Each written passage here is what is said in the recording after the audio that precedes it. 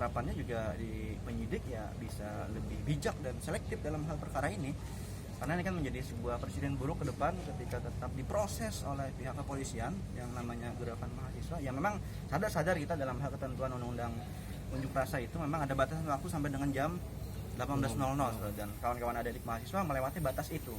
Tapi dalam hal melewati batas itu kan ada hal-hal tertentu ketika di lapangan, dan kawan-kawan media juga sudah menyaksikan seperti apa hal-hal tertentu tersebut. Dan bentuk gerakan dari kawan-kawan juga yang sifatnya aspirasi ini adalah aspirasi yang sifatnya tidak hanya di Kalsel, tapi menjadi aspirasi nasional oleh kawan-kawan. Tidak hanya kawan-kawan mahasiswa, tapi juga buruh bergerak, rakyat bergerak, petani bergerak, semua itu. Jadi itu yang sifatnya. Jadi saya berharap kepada Pak Kapolda Kalsel khususnya ya lebih bijak dan memunculkan yang namanya diskresi yang benar-benar adil bagi mahasiswa. Dan jangan sampai ini menjadi presiden buruk dalam hal pergerakan mahasiswa di Kalsel. Jadi saya.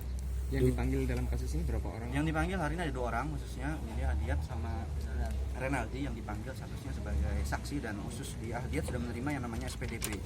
Jadi SPDP ini adalah surat pemberitahuan dimulainya penyidikan seperti itu. Jadi kasus ini sudah bentuknya penyidikan, dan dalam kasus ini juga bentuknya langsung laporan polisi, bukanlah Dumas. Jadi LP itu otomatis ya polisi sudah memiliki yang namanya 2 bukti permulaan, tapi versi dari penyidik seperti itu.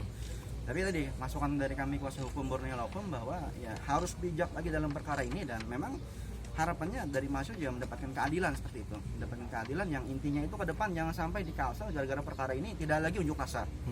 Jangan sampai di Kalsel gara-gara perkara ini tidak lagi unjuk rasa. Ya harapan kita tetap ada unjuk rasa, tapi koridor yang memang sesuai dengan aturan kita sepakat. Jadi penyidik pun tadi sepakat bahwa selama itu sesuai dengan koridor aturan tetap jalankan. Tapi kan ini ada hal-hal tertentu.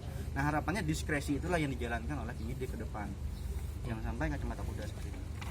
Iya, kita sangat menyayangkan ya sebenarnya hari ini, karena harusnya ini bisa diselesaikan di diskusi ataupun mediasi-mediasi lainnya tanpa harus melalui prosedur hukum yang saya rasa akan cukup panjang ke depannya, karena bisa jadi ini adalah dipanggil lagi saksi-saksi berikutnya gitu, dan ini sebenarnya adalah menghambat aksi kita, karena yang harusnya sudah berkonsolidasi harus memenuhi panggilan lagi dan sebagainya.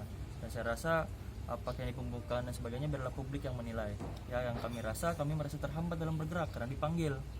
Nah, terkait apakah ini pembungkaman, apakah itu untuk menghalangi kami aksi, nah saya lemparkan kepada publik untuk menilai bagaimana kemudian publik bisa menilai perkara ini.